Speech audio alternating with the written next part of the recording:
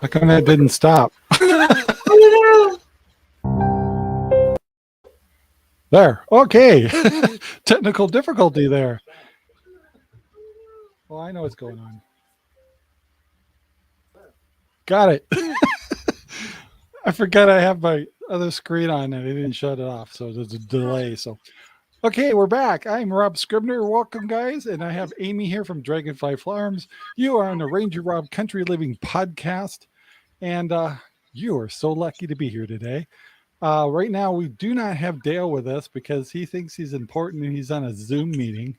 I don't know. It's like we're not good enough for him, but so anyway, he's got a Zoom meeting, and he'll be popping on sometime during the show. So make sure that you think of all the things we can do. Harass him when he gets on, and that's what we do. And hi, Fred. And anyway, so what a week! Oh my gosh, I've had a crazy week, but it sounds like you've had a lot of things going on. You sound like you're getting to be a very busy farm. We are. I was just telling Dustin we're a legit farm. And before we went on air, I was telling Rob that I'm having trouble finding the time to go to the grocery store. Now, that's all to say, do not stop calling, do not stop, messaging us. But Yep. It's what my husband calls abundance problems. Yes. The milk, the eggs, the plants are in high demand, and we're very thankful for it. Yeah, that's something we talk about here is like, we have, we really believe in family. We do have faith, and we've really brought our faith into what we do here every day. And I always tell people with faith, with faith, I'm adjusting things as comes abundance. When your home or household or homestead gets kind of blessed, or you're in favor, I'll just put it that way. You can feel it, and it's like suddenly you just like, oh my gosh, thank you so much. And just like you, I'm so grateful for the abundance of food and of things. And of course, the last thing I didn't get a chance to show anybody is the abundance of piglets. So we just got blessed with 9 new Idaho pasture piglets. And we've never done this before. In fact, when the video does come out, it won't be out till next week. It comes out like, oh my gosh, what am I supposed to do? So I got to deliver these piglets. Sherry got to deliver the last 2, but what an experience this is. So this is a live cam we've set up that we, if I show you the actual live cam right now, you'll find that the live cam here, the pigs are sleeping. And I'm having trouble with glare, and I can't seem to get rid of this light that keeps wanting to beam off this screen. So anyway, nice problem to have. So that's why I have kind of a funny thing on my background here on my green screen. But that's what's going on here. We got the new piglets. And of course, every day is like, oh my gosh, what am I supposed to do? Learning as you go. Yep. So hi, Jack. And so throughout here, maybe I'll show you a little more cuteness. If the piglets wake up and mom comes into the room there, I'll make sure and let you guys have a peek at them. But right now, they're all snoozing. They apparently have full bellies, and but they're adorable. Just you guys, I could watch them all night long. It's so fun. So, and you're getting people getting a lot of eggs. In fact, we do have a little bit of excitement going on here. It was a wrestling match. Anyway, you've been getting people buying eggs, buying milk, just sold a cow. You've been doing market. You got any more market farmers markets you got to do? Not right now. We're kind of taking a rest. I don't think that we're going to be back to the farmers market on the ranch this season, mostly because I'm out of plants, almost out of plants. I still have a few left, but not enough to justify taking a whole day away from the farm. Yeah. So if you have spots in your garden to fill in, just give me a ring. I might have something to fill in, but I don't have enough left to justify taking a whole day and leaving the farm. It puts a lot of burden on everybody else, and work stacks up pretty quick around here. So we're just gonna, here in a few weeks, we're going to have produce, an abundance of produce. enough to sell. So we'll be doing Nice. that here from the farm and probably not at market. Yeah, I'm hoping that if my corn works out good, they'll be able to offer corn to people on the ranch. Looking forward to that because each row's got over 220 ears of corn times 5. So you're looking at 1,200 ears of corn. That's assuming I only get one on the corn. So Right. I could have up to 2,000 ears of corn. Wow. And that's a Yeah. whole lot of canning or freeze drying or whatever. Yeah, so I'm going to be sharing and definitely selling affordably just to help out with the farm a little bit and feed animals. So anybody buys corn from us in the future, it's going towards chicken feed or pig Yep. feed. Obviously piglets. Yeah. So, and we do have piglets available if you guys are interested in Idaho pasture pig.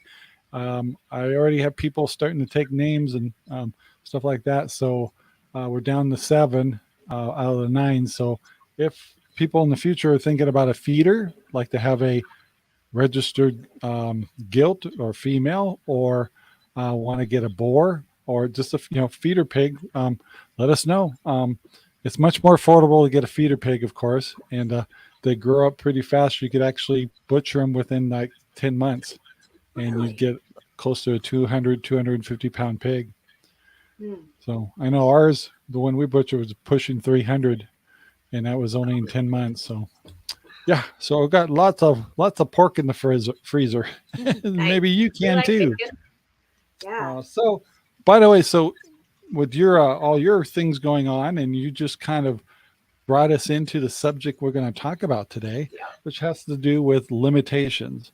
And as you get older, you definitely know limitations. As you're younger, sometimes you just keep going, going, going until you go something's broke, and you Yeah. like can't realize why, and you realize you just spread too thin. Oh, yeah. So that's what this show's about. And I think it's also not just towards homesteading, but a lot of things people do. For example, you and I were talking. I used to be a square dance caller. Back when I was in my 20s and 30s, I was calling dances all the time, and I wanted to be the best, and I was everywhere. And pretty soon, I had kids, and pretty soon Sherry's putting her foot down and goes, this has got to slow down. This has got to stop. You need to regulate it. Things like that, because you're just going gung ho. And being 20 in my 20s, you don't know when to stop. You just go 100% all the time. And as you get older, you start realizing, and sometimes the kids and the husbands kind of give you a hint that maybe you're burning the candle at both ends. So today I was hoping to have a discussion with you. I know I'm yakking a lot here about some of the limitations you've had to come. Of course, at my age, I can tell you a ton of them. Not only in homesteading, but also just business and things like that. And I'll give you one example, and then we'll move to Amy here. In the 90s, I actually started I got fascinated by kites, stunt kites. And so I thought it was the coolest thing ever. Well, it turns out you can make a kite team and compete. So we started doing the kite team stuff called Cutting Edge. We'll call it Cutting Edge Kite Team. And and then we got into the circuit, and we actually traveled all through the West Coast and competing on kite teams. And stunt kites, you do coordinated ballets in the air and stuff like that. Anyway, so of course I had to take it farther, and I was working at an aerospace company at the time and got laid off. So I started a kite store. So in Kent, Washington. Well, no, I had to just keep going. I started a kite store in Ocean Shores, Washington. And I started another one in Everett in a mall, and another one in Bellingham in a mall, and a chain of kite stores.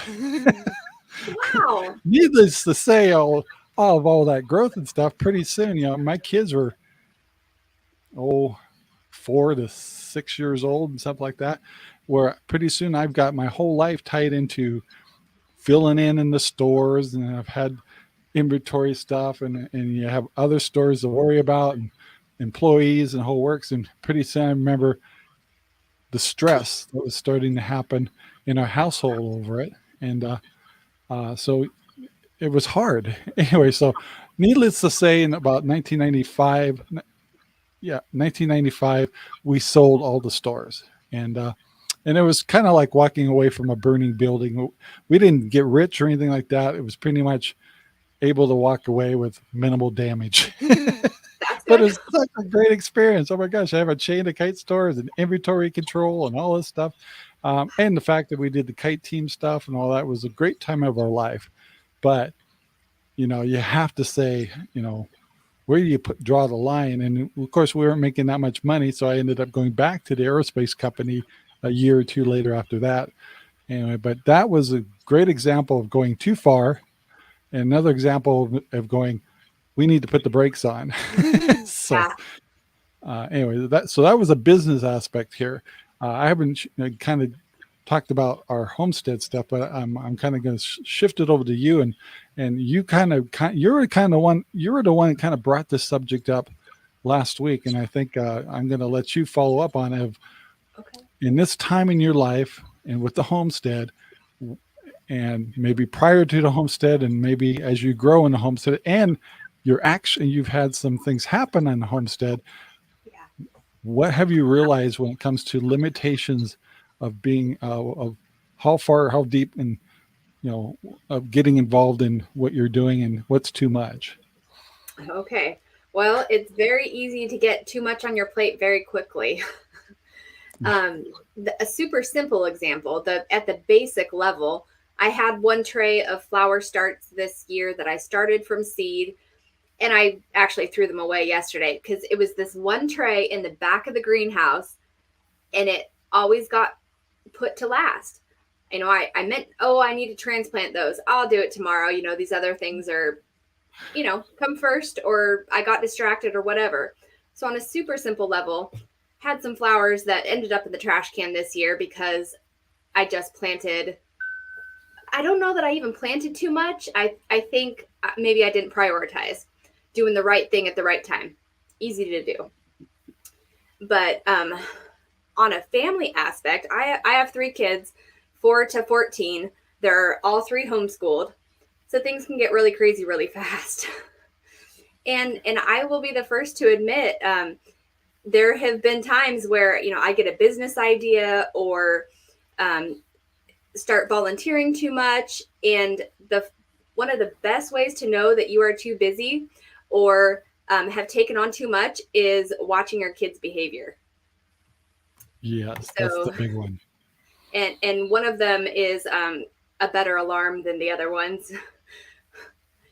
And once we start seeing some certain behaviors or acting out, or the kids start saying, a few things, it's a red flag to me, to us. So the kids are a big one. Then recently, what really it comes down to, besides taking on too much, the other side of that coin is things not going as you planned. So when you put both those things together, then you find yourself in a real mess. Yeah. I being old, as a little older than you, I know that some of the big things that I made mistakes in or needed to taper off of in the past, the kids were always one of those first indicators. Of course, my wife too, but she kind of represented the kids.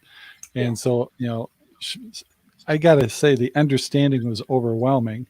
But, finally you get to a point where, it's affecting your marriage, and your kids don't see you, and they, that. So you're lucky to kind of have those measurements in front of you, not only a husband, but your kids too. So what other kind of fun things have you acknowledged this year? Well, I've been talking about buying another cow, Yep. and Rob and Dale both know this, but I haven't shared it publicly, that a few weeks ago I did buy another milk cow. And again, had a lot of things on our plate. We had bought the same day in the morning, we had bought a beef steer at auction, went straight to Cinder Butte, right into the freezer, no problems. We also were horse trailer shopping that day in the afternoon after the auction. And then we went out to pick up this cow I had found to buy. So already that's a really busy full day, probably too many things to put in one day and be able to do full attention to everything. Meanwhile, kids need snacks. You got to stop and get snacks. Somebody's got to go to the bathroom, the whole 9 yards.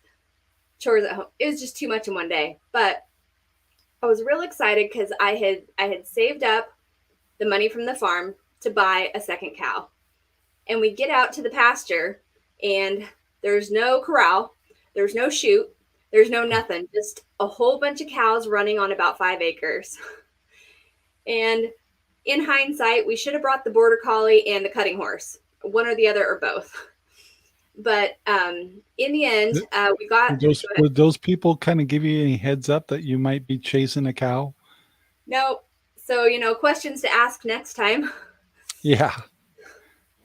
And it was quite the circus. So we got Mama Cow. We had, how many bodies did we have? I think we had 5 bodies out there chasing these cows around, trying to get them in the trailer. We finally got Mama Cow into the trailer, but then she had a 3-week-old calf. And, we thought, oh, baby will come to Mama. Great. Well, 2 hours later, I'm going to have scars. I dove in. It makes a great story. We'll laugh about it in hindsight. I dove into this down tree and grabbed the calf by his back leg, and he's kicking, and I'm yelling, somebody come get this other leg. So we hog-tied him, put him in the trailer with Mama, and we thought everything was going to be great, Phew, big sigh of relief. But we got home, and we discovered yeah, the real star of the show. Yeah. We got home and discovered that the mama cow had broken her back in the trailer. Oh. And it was quite devastating.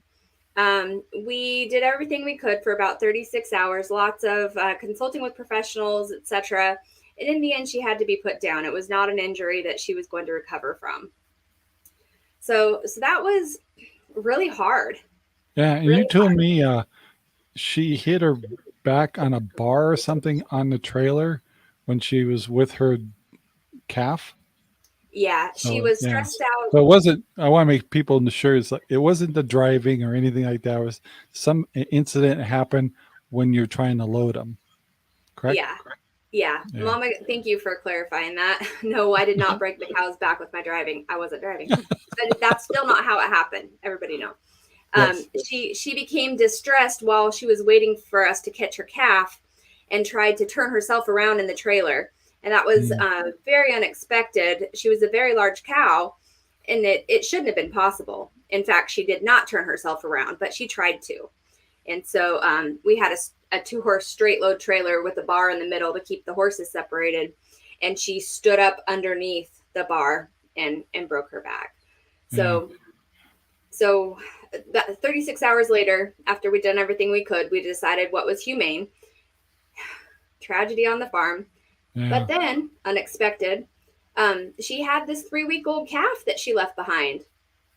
I already have a bottle calf. Mac's a great guy. We're raising him for meat. So now I had two bottle babies to feed. And the little guy, he was taking up 1.5 gallons a day. In the end, everything works out for a reason. I'm not totally sure yet why this happened the way it did. But everything works out in the end. And we found a really nice home for him. And he went to his new home last week. So that's a happy story in the end, I guess. Best case scenario. It's like on here, by the way, quick look so you guys can see what's going on. Piglets are kind of waiting for Mom to come back. So they're all kind of at the door going, Mom, get back in, we're hungry again. It was only been 10 minutes. So anyway, we have piglet updates today. Yeah. Sorry about the glare in that one picture. When Dale gets on here, I'll adjust the other camera and get that glare out of there. Anyway, one of the things we were fortunate is you probably see some videos where we're kind of panicking that we think we have piglets coming because we have no idea when it actually happened, right?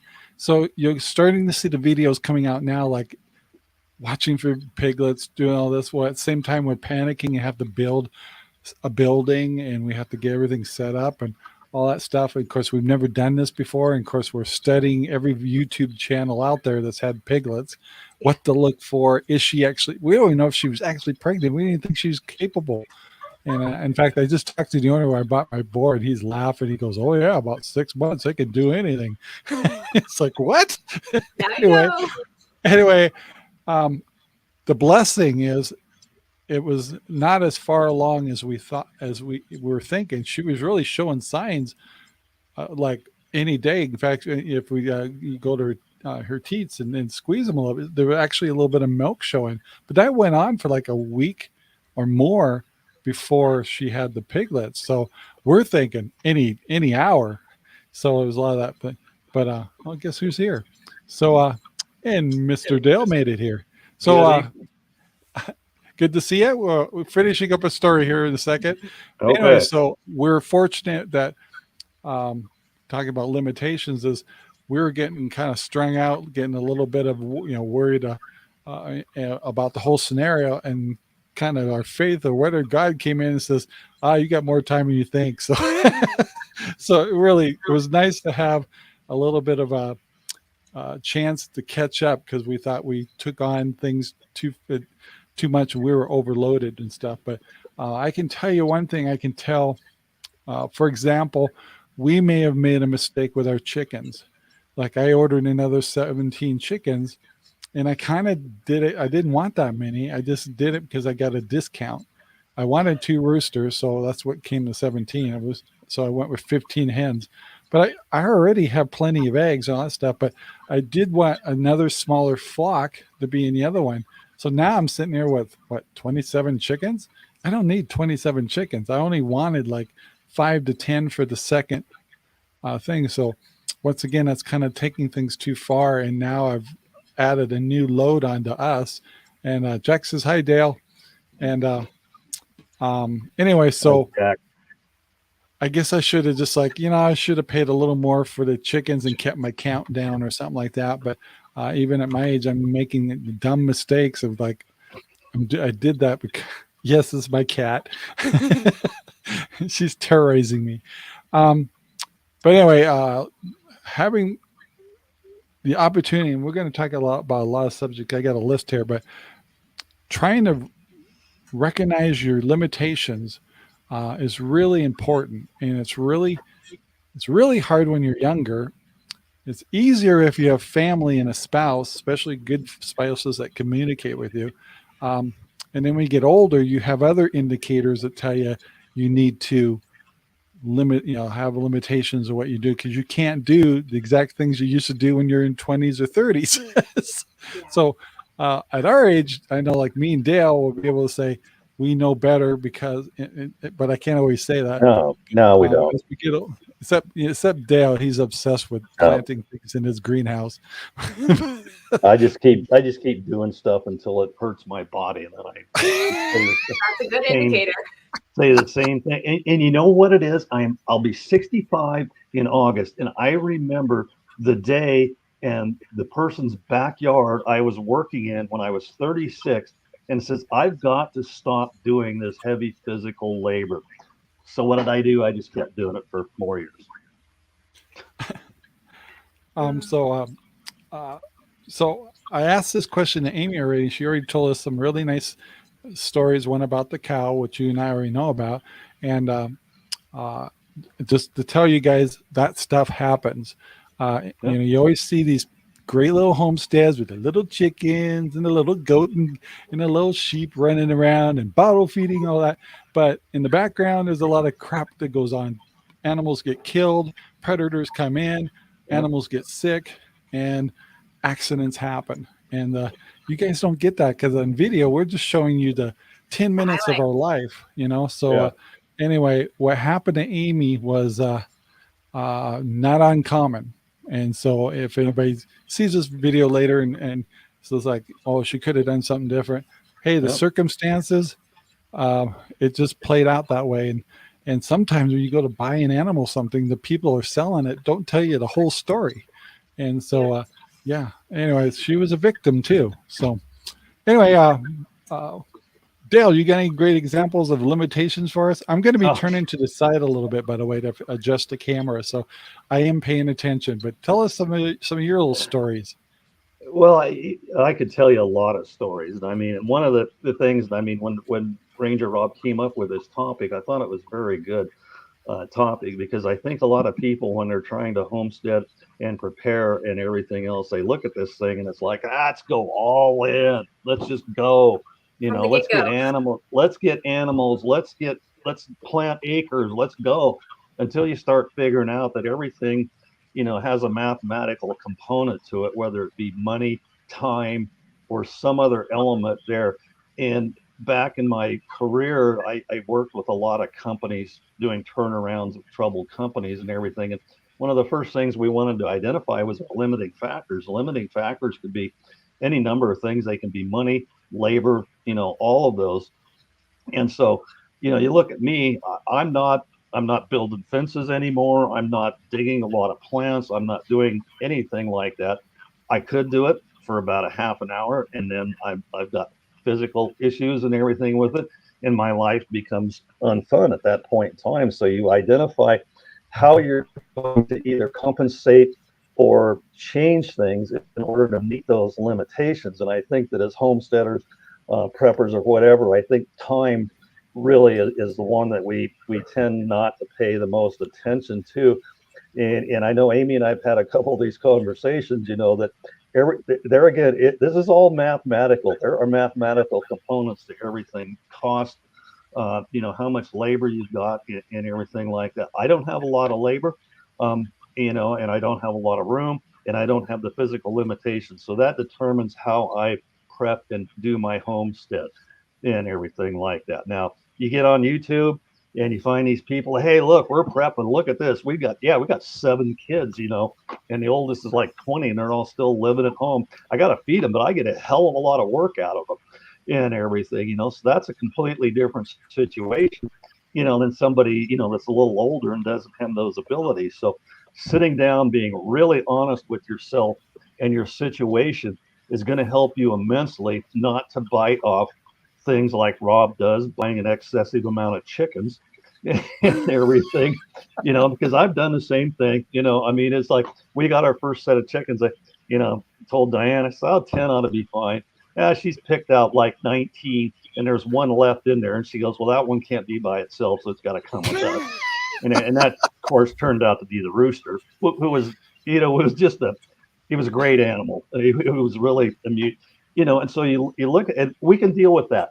Rob doesn't know it, but he's in the egg business right now.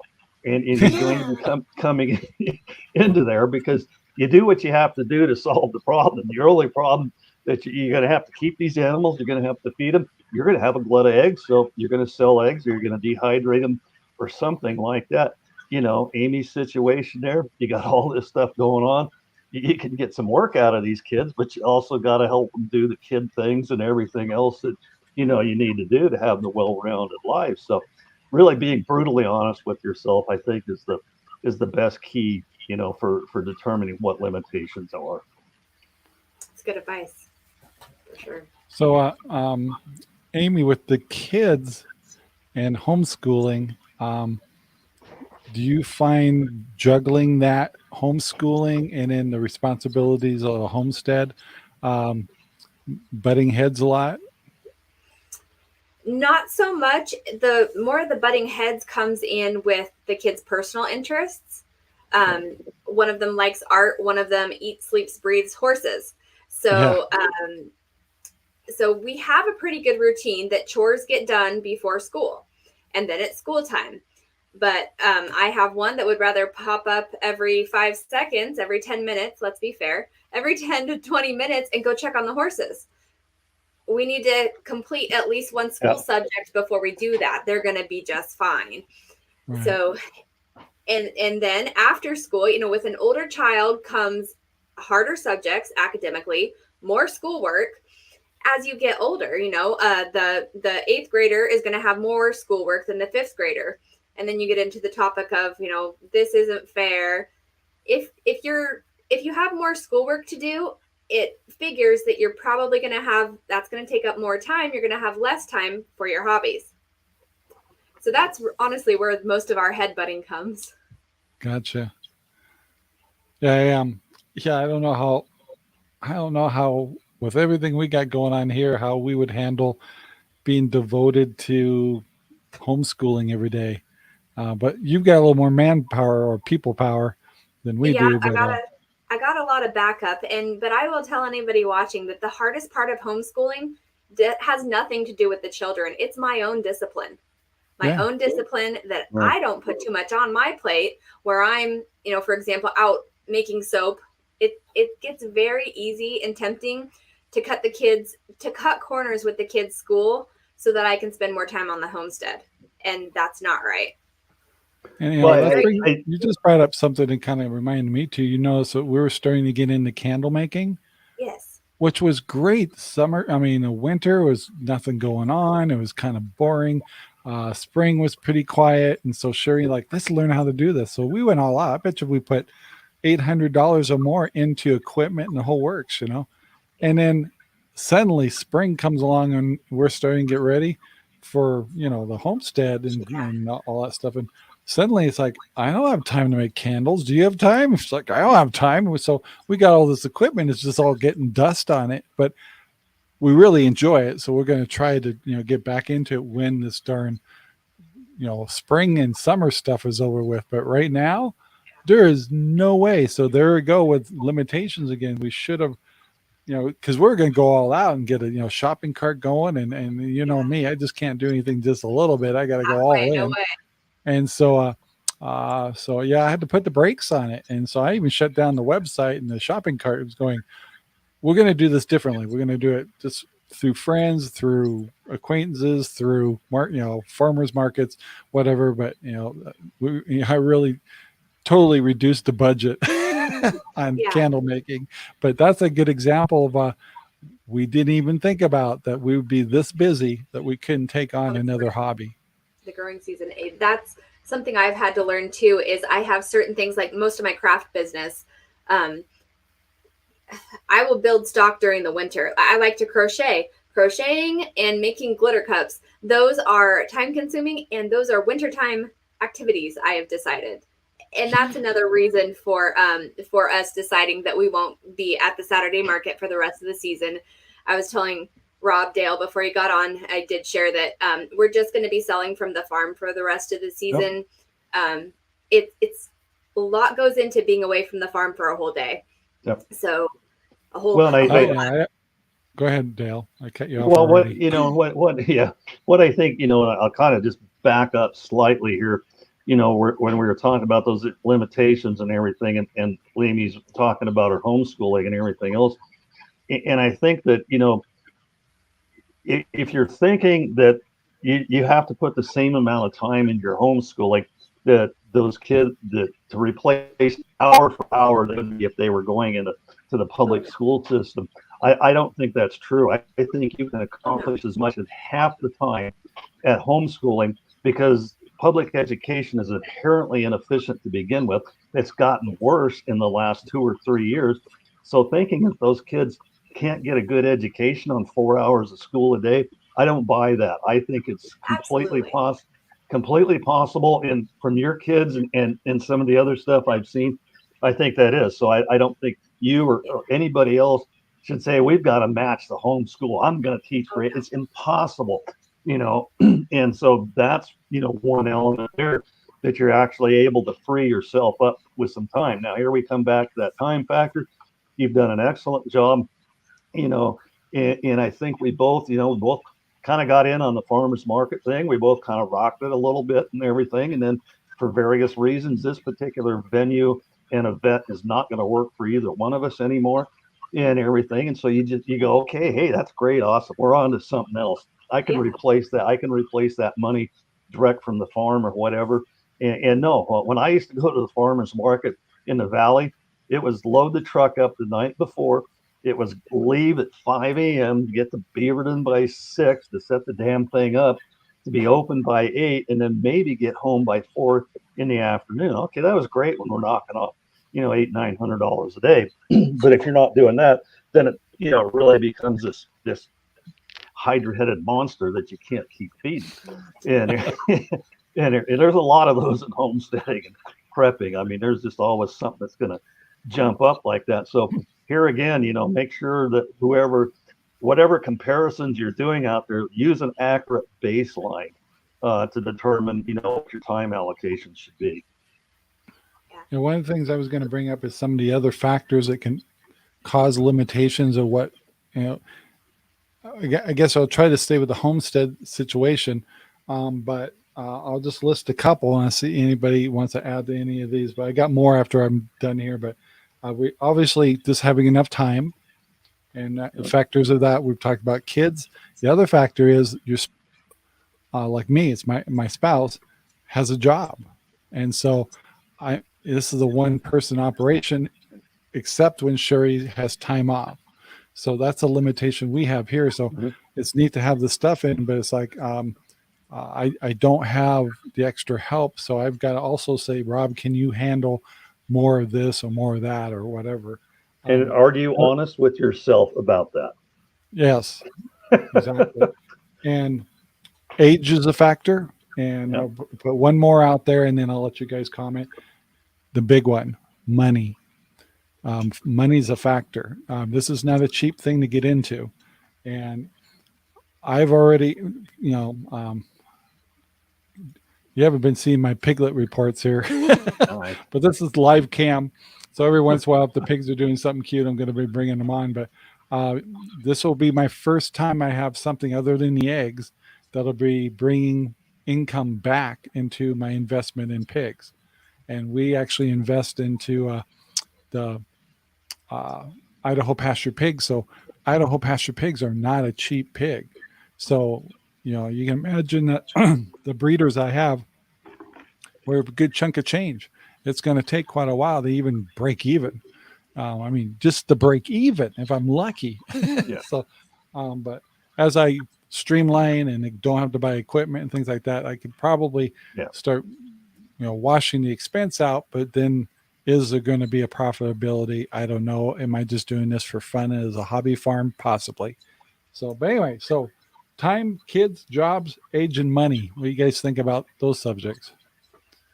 Definitely. Well, health. There you go. Okay, there's another good one there. That's something I'm very experienced with, and everything else. With Diane wanted to put some shade cloth on the fortress the other day, so I helped her put that on, and had my hands over my head, and I'm doing this and I'm doing that, and things that I shouldn't have. I paid for it for a good day and a half after that. And I'm serious. And when I get these problems, I become non-functional. I don't like that, so I learned, real quick. Like, obviously, I can't do that type of stuff.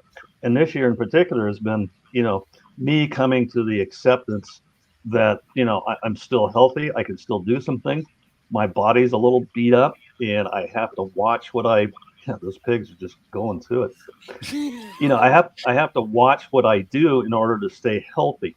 Because if I don't stay healthy, then everything else kind of starts falling apart around me. And so, we prep a little bit differently. And, as far as the money goes, with us, did I break even on my plants this year? No, I did. But that's farming. That wouldn't be the first time. I've dumped tens of thousands of dollars of plants before and everything. And there again, it's just something you got to do to keep your cycles and your situation going like that. And, so understanding how that's going to affect you. So we have to go out and buy more stuff and everything. So we have to make sure that we're in a financial situation that we can do that. And we are, and we know how to handle that and manage it and everything, because we have to take money and replace our labor with that money in procuring stuff and everything else. So my focus can more be on, and there again, retired, we're fine and everything else. We still have some things going on, to generate money. So I have to make sure I stay up with those and everything to make sure that income's coming in, and that it's not interfering, with my health or anything else like that. And so it's just a huge balancing act. And, if you look at this thing and decided how many different variables or issues could we throw at this thing? There's so many rabbit holes you could go, pig holes that you could go down, and every one of them's got a different set of implications and results for whatever's going to happen with you. Yeah. So for people just joining us, by the way, we have a live pig cam, so that's just to give you a smile today. But we're only turning it on when the babies are doing something cute. So Anyway, for your entertainment, you'll get to see piglets today. Yes. So, Amy, And go ahead. Dale really, really hit it home with physical health. Mental health is a huge thing too. Let me tell you, I was pretty sad when the cow I had scrimped and saved for unalived herself, So mental health, when things don't, if you have a homestead and you're doing farm to market, if you got a bad market day, if things go south with somebody at the market and a relationship turns sour, that can take a toll on your mental health. But you have a choice of what you let stick to you. Yep. And am I going to take it out on the kids? Am I going to kick the dog? No, I don't do that. So mental health, physical health, one more to add to your list, HOA rules or rules of the county, of the neighborhood. That's a limitation for a lot of folks. Many folks who can have a few chickens in the city cannot have a rooster. So then you couldn't incubate eggs of your own. Well, we had, and to bring that up, Amy, there's, and our HOA here is divided into what they call phases, and it was developed, different phases of development and platting on the ranch. And I guess there's one that has some kind of limitations and everything else on it as far as animals.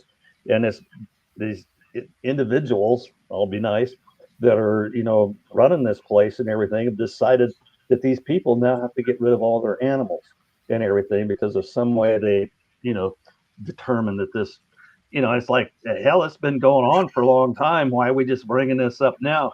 And so I don't predict that one's going to turn out too well because basically, and this kind of goes back to when Rob first wanted to get into the pig business and he says, we can't have pigs out here. And I go, oh, yes, you can. And, then that sent Rob off on the hunt, and 24 hours later, he's going, I could have pigs, type of thing.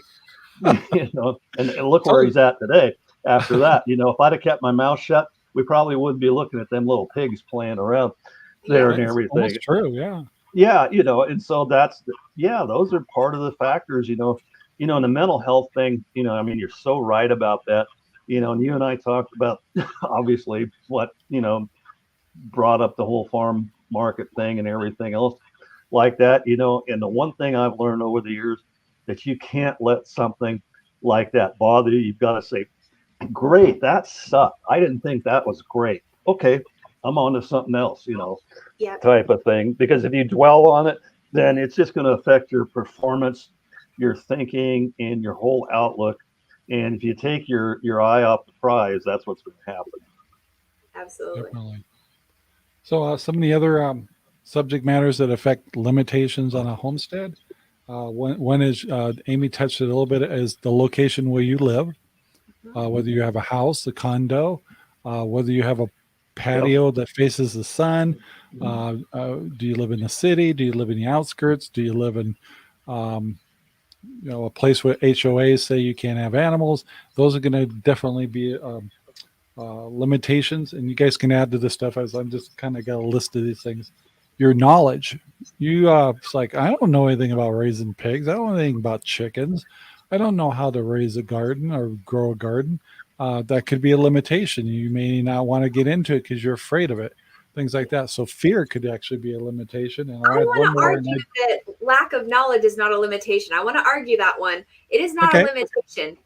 I don't think so. It is an opportunity to learn a lot of things you didn't know. I mean, it can feel, I will validate, it can feel like a limitation, but it doesn't have to be one.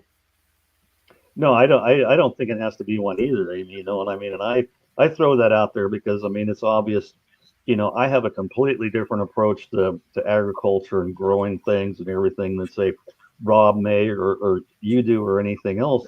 And that's just because of, how my career went, and we had the farm and the nursery and everything else. And so we became very production oriented. You have to keep your eye, watch your expenses, make sure you're making money and everything else like this.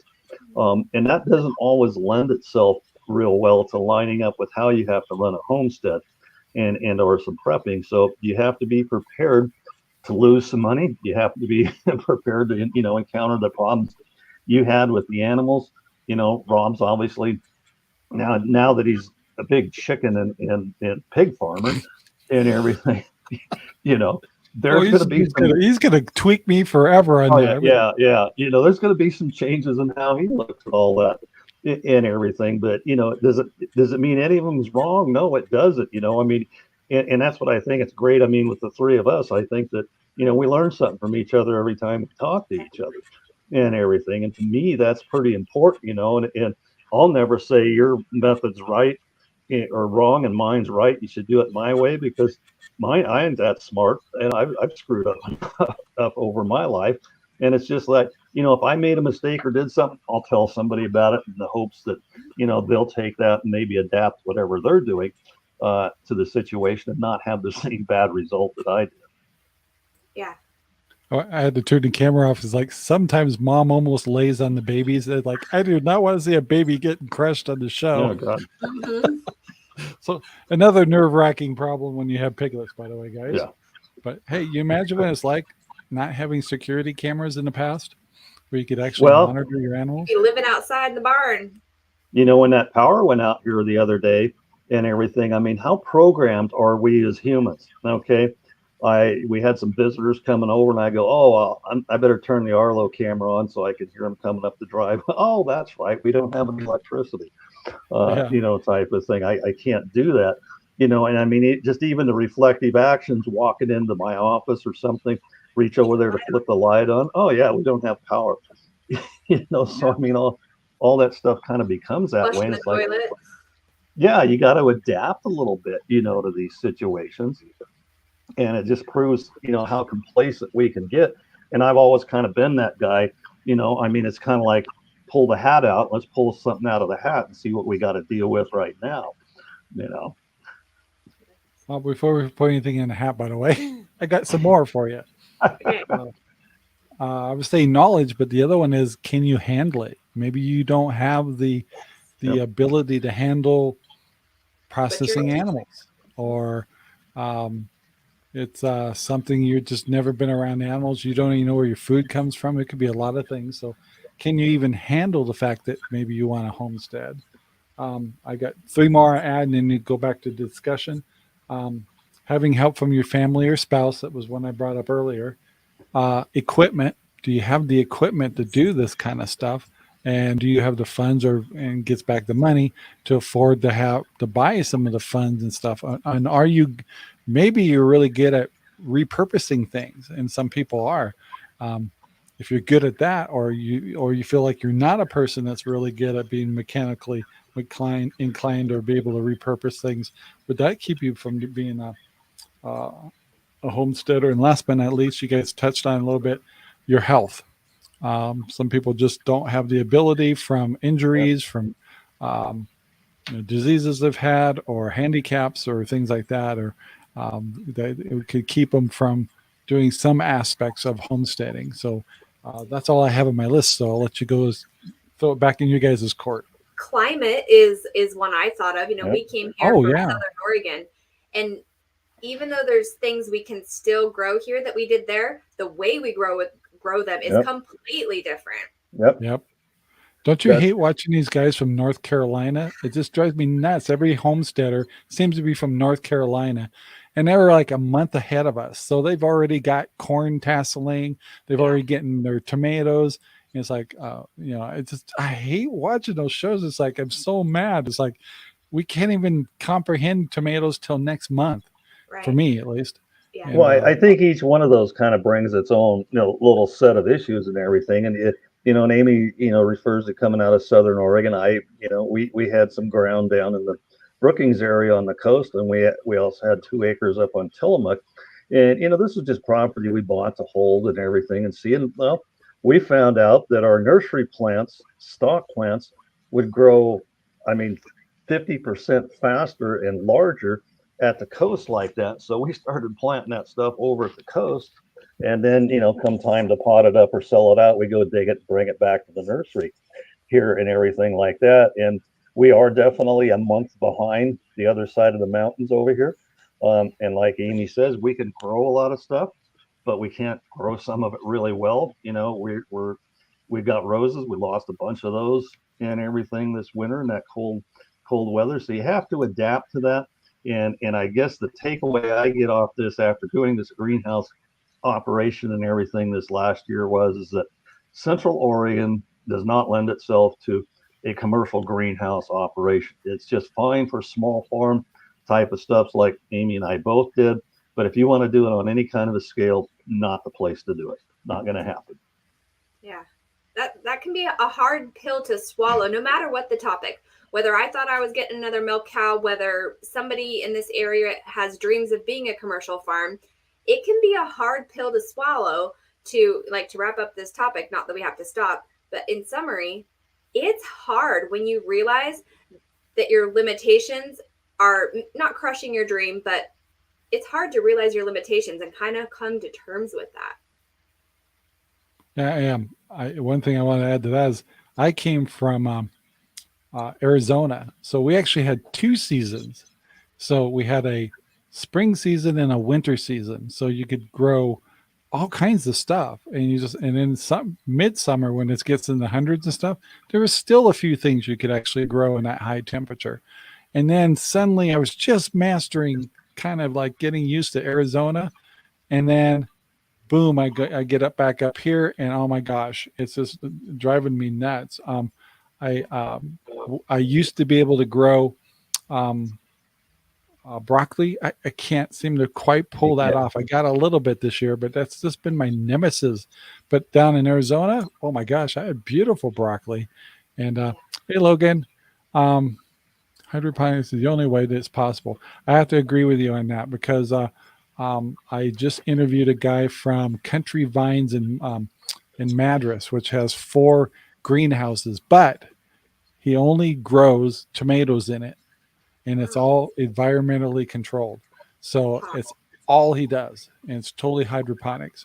And but he has a successful operation there. He sells to all over the mountains here and also here. And but he's limited to just a few things. But you could do commercial things over here, but it's not. It all depends on where you're from. It depends on what it is too. I mean, are you, exactly. and vegetables? Yeah, we could probably do vegetables. The flower thing, yeah, I don't know. That's kind of weird. Logan refers to the hydroponics, and then you also have to look at the last little sentence. There were tons of money needed and everything, and that's right. I went through several $100s worth of propane and everything in this heating type of a thing. And so you've got to bring that back into the equation in the evaluation of that particular crop, in your situation where you're at. Can I grow this crop? Can I grow it at a price that I can sell it? Or if that's what you're trying to do, if you're not trying to sell it, can I grow this crop and grow enough to put up and preserve and everything else like that? So I think the focus, in our areas and other similar types of areas is going to be more so on producing it for personal use and sustenance, rather than trying to develop a commercial enterprise out of it, because farming and the weather will quickly tell you whether you're not going to be able to do it. And the thing is, people always think, I've got the secret. I've got a secret. I can do it. Nobody else has done it this way. I can do it. And it's just impossible to do. And so you've got to take that emotional factor out of it and apply the thing back. Is this a good use of my money and my time, or am I better off going and sourcing this stuff to somebody that can grow it on a little better of an economic scale? Yeah. Livestock's a little different, but everything else, is still, it's all relative. So with my last 5 minutes here, I'll start with Amy. What are some of the things that you're harvesting now? Sugar snap peas. I realize that's a more of a spring thing, but we plan to, and now tell me if I'm wrong, but we plan to do a second planting of peas as it cools off. Yeah. What else? Harvesting. My herbs. My lettuce has mostly gone bolted, the chickens got most of the rest of that, but flowers, I love bouquets. I don't have enough flowers to sell a bouquet or anything, but I'm really enjoying my flowers, the herbs, the peas. Then, we got a good month before the majority of it. Yeah. Do you have potatoes planted this year? Yeah, the potatoes are planted. We were late. We were, going back to bite off more than you can chew. We've been in the process of building a house, have not yet received our certificate of occupancy, have not gone through our final inspection. So we thought we would be in the kitchen canning right now. All moved in. We're not. So. Yeah, and see that there again, there's one of those things. We're just going to throw it in there, and see. Let's see if we can screw Amy's life up in time here and everything else. So you just kind of have to roll with it. And the thing is, on those flowers, and I saw my first honeybee today. Okay, Really? I know there are 2 less hives out here than there were last year, and the honeybee population is noticeably down by 50% or more and everything. So that's not a good thing. We'll probably pull some zucchini off and cook some zucchini tomorrow night and everything. That's coming on pretty good. The peas, they went to the chickens too. The last of those, and so I do have 5-foot tall corn right now. It's pretty impressive. Yeah, it's coming on pretty good. So there again, some experimentations and everything, like that. There again, we're not getting a whole lot of food, out of here. It's mostly just fresh eat and everything like that to help our other stocks go a little bit farther, because we're going to preserve some stuff. We're going to put some stuff up, but it's not going to be huge quantities, because there again, that's limiting factors, Yeah. For us, we just finished up on spinach, so that's all done. We're harvesting right now snap peas, sugar peas, and we're just now our what do you call the peas that are in a shell? Anyway, so regular peas, they're filling out right now. So we actually just had our first meal of last night of the sugar peas, and so we're actually full greened up, going 100% with peas right now, not only in the hydroponics but also outside. We are getting carrots, and we are getting we're now exploding with Swiss chard. Okay. And, tomatoes won't be till next month. Our potatoes are gigantic, but they're not ready to pull yet as far as the plants. I turned my water off on my potatoes. I've been hitting them pretty good with this drip. I'm going to let them dry up for 2 or 3 days and everything, then turn it back on. And I think I overwatered them last year. That's awesome. I hope everybody enjoyed the pig cam. That's just, something that's like, well, we're capable of doing it. So how often do you get to see a little pig that's doing their thing there? Cute. So now I want to kiss them. I'm going to come over and kiss the pigs. So I'm doing that to try to sell pigs. Look how cute they are. Go ahead, buy one. You'll love it. Don't worry about the 4 pounds of feed each, every day. See, there you go. You already quantified it. So, and I'll be quick with this. My son, and he's probably watching this, said he's going to get a cow. He got 50 bales of hay and everything. And I says, that cow's going to take 18 months. And I says, 24 pounds a day. Just figure that's what that cow's going to eat. See if that makes any sense at the end of 18 months for one cow. See, that explains why I'm working so hard to try to get pasture in my back 2 acres, because I need my pigs eating on grass, and because otherwise the cost of feed is amazing here. So Jack says, once again, another nice podcast. He's Jack's been good about giving us our 2-minute warning. So guys, this has been a great discussion. I hope everybody enjoyed the piglets here. I'll leave them on before we go off here. And Lord knows, in a week, they'll probably be twice the size they are. So I'm learning, and it's so fun just to watch them eat and go through being piglets and stuff, and actually knowing that I handled each one that was born and stuff. It was really cool. It was a great experience. So, guys, I want to thank you very much on the panel. Amy, you did great. And I appreciate all the personal stories, and also Dale, you had some good stuff there too. And the pig, I want to thank the pig for showing our babies off. Thank you, Mama Pig.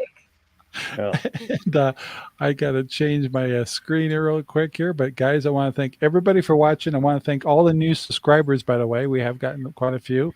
And all the old subscribers, of course, we love you very much. So, guys, have a great day. Thanks for watching, and we'll see you next time. Bye guys. Thank you. Thank you very much for watching our video. Please take the time to like, subscribe, and share our videos all over the whole wide world. Thanks.